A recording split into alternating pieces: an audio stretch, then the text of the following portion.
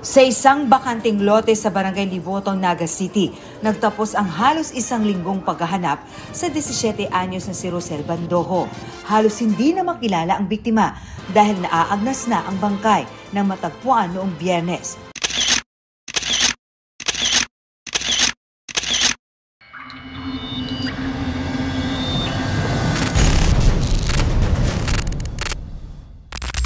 Ang Naga City ay kilala bilang sentro ng Kabikulan dahil sa ito ang sinasabing sentro ng komersyo, kalakalan, edukasyon at kultura ng nasabing rehiyon. Ang lungsod ng Naga ay isang first class o primera klaseng lungsod at bago pa man daw dumating ang mga mananakop na Kastila, ang Naga ay itinuturing ng isang ganap na bayan na matatagpuan malapit sa Ilog Naga. Dahil din noong taong 1573 ay laganap sa bayan ang mga puno ng Nara sa pangalawang paglalakbay ng konkistador na si Juan de Salcedo. Nang sandaling tumapak ito sa bayan ay tinawag na itong Naga. Sa simula naman ng ika-13 taon, may 5 lamang na ibang syudades sa Pilipinas kung saan kabilang ang Naga City.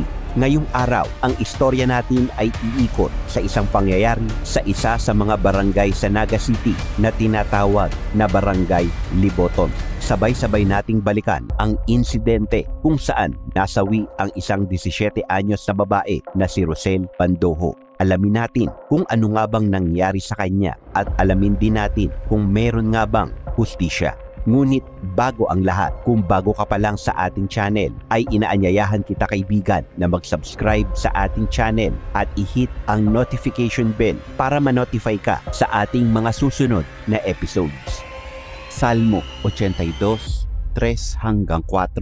Bigyan ninyo ng katarungan ang mga dukha at ulila. Ipagtanggol ninyo ang karapatan ng mga nangangailangan at inaapi.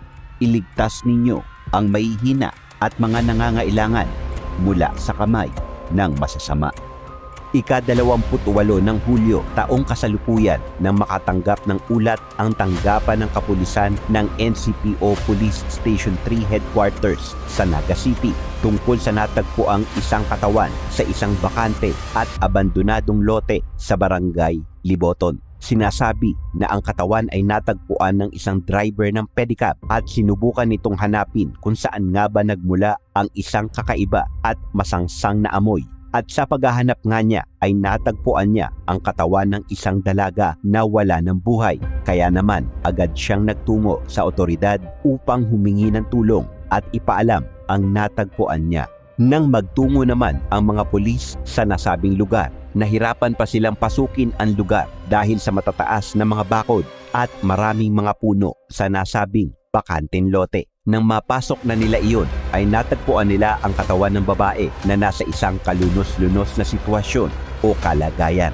Ang naaagnas na katawan ng dalaga ay natatabunan ng mga basura, natatakpan ng isang tarpaulin at nang tanggalin nila ang nakataklob sa katawan ay nakita nila na wala itong kasuotan. Natagpuan din nila sa lugar ang isang payong, tsinelas at bag na pinaghihinala ang pagmamay-ari ng kaawa-awang biktima. May nakita rin sila roong martilyo at lagari na posibleng ginamit ng salarin sa krimen. Noong una ay naging palaisipan pa sa mga pulis ang pagkakakilanlan ng biktima dahil sa kalagayan nitong halos hindi na makilala. Gayunpaman, malakas ang kanilang kutob na iyon ang nawawalang estudyante na 6 na araw nang nawawala. Ika-29 ng Hulyo, kinabukasan, sa napakabigat na kalooban, kinumpirma ng pamilya na ang natagpuang walang buhay na katawan ay ang 17 taong gulang na si Rosel Bandojo na residente rin ng nasabing lugar kung saan ito nakita.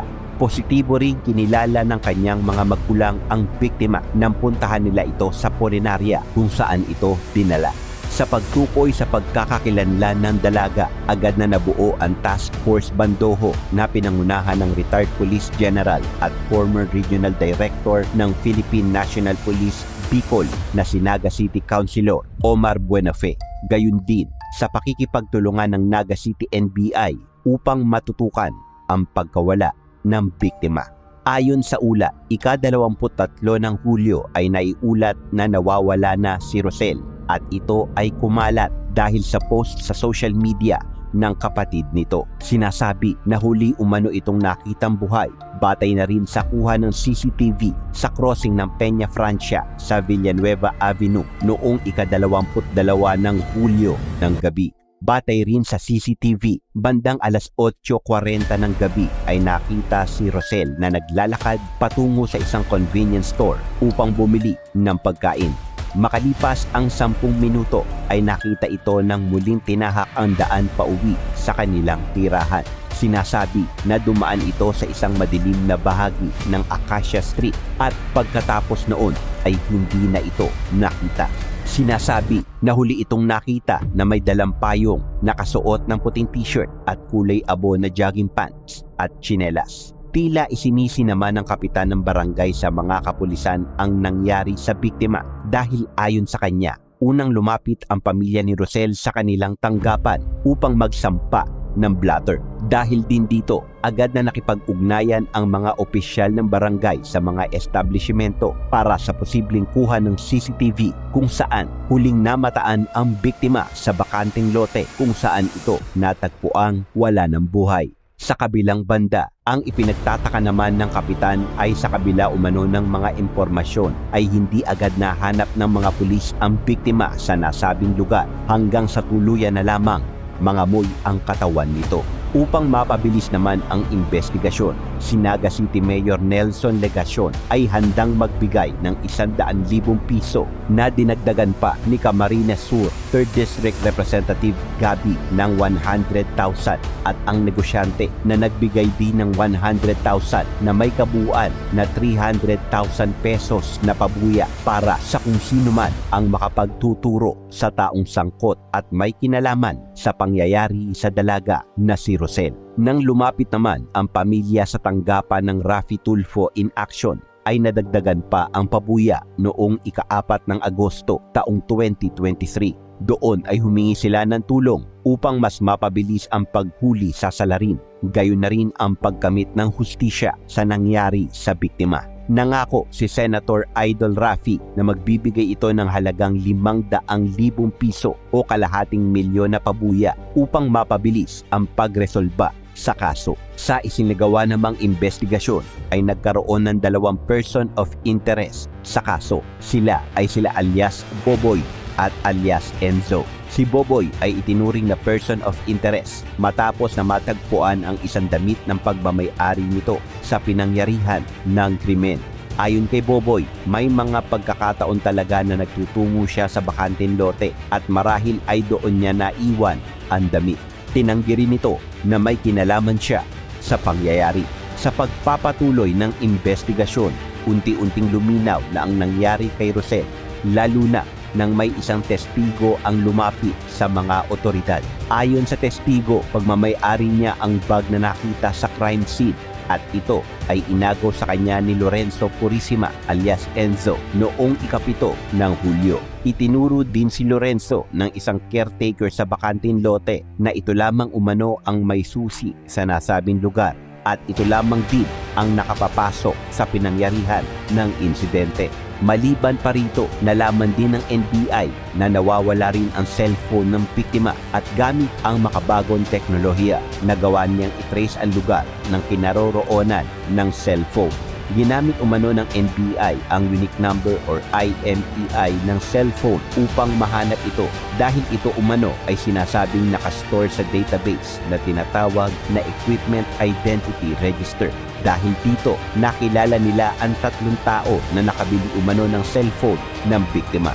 Lahat ng mga ito ay itinuro ni Lorenzo dahil ito umano ang nagbenta sa kanila. Samantala, habang lubusan pang pinag-aaralan ang kasong isasampa laban sa sospek, naaresto ito ng mga pulis noong ika-1 ng Setyembre 2023 dahil sa kasong paglabag sa Republic Act 9262 at 7610 na isinampa laban sa kanya ng asawa nito. Ika-5 naman ng Setyembre, matapos ang halos 1 buwan na investigasyon, formal lang sinampahan ng kasong pagnanakaw at pagligpit si Lorenzo Purisima. Ito ay humaharap sa kasong Paragraph 1, Article 294 in conjunction with Article 293 ng Revised Penal Code sa Naga City Prosecutor Office. Ayon sa report, sa ginawang autopsiya sa katawan ng biktima, hindi na nila ito nakitaan ng mga senyales ng panggagalaw dahil na rin sa sitwasyon ng katawan ng biktima nang matagpuan ito.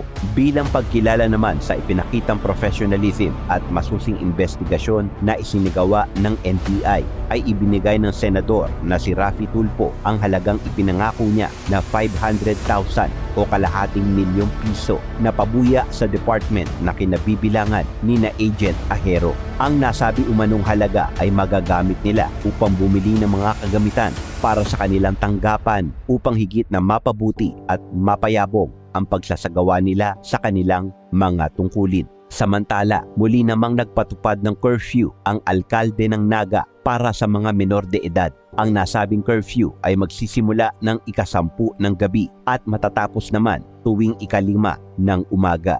Nangangahulugan ito na hindi pinahihintulutan ang paglabas at pagtambay ng mga kabataan na sa edad 17 pababa. Naglagay na rin ng street lights sa madilim na lugar kung saan naganap ang insidente. Ika-3 ng Agosto naman ay inihatid na ng mga taong nagmamahal sa kanya ang abo ni Rosel. Sa huli nitong himlayan, suot ang damit na may nakalagay na Justice for Rosel. Kaugnay ang panawagan nila upang makamtan ang hustisya sa hindi makataong sinapit nito at para na rin sa ikapapayapa ng kaluluwa ng biktima. Tunay na hindi makatarungan ang dinanas ni Rosel sa taong walang habas na pumaslang sa kanya. Hindi na rin maibabalik pa ang buhay na nawala na. Gayunpaman, ang nangyari sanang ito'y magsilbing paalaala sa lahat na huwag lalabas kapag gabi, lalo na kung walang kasama. Kahit pa man sabihin natin sa lugar o sa barangay rin natin tayo magtutungo, palagi pa rin tayong mag-iingat at laging mapanghinala sa anumang sirkumstansya dahil ang masasamang loob ay andyan lang, matyagang nagmamasid at nag-aabang sa kanilang susunod na biktima. So ngayon, alam mo na ha.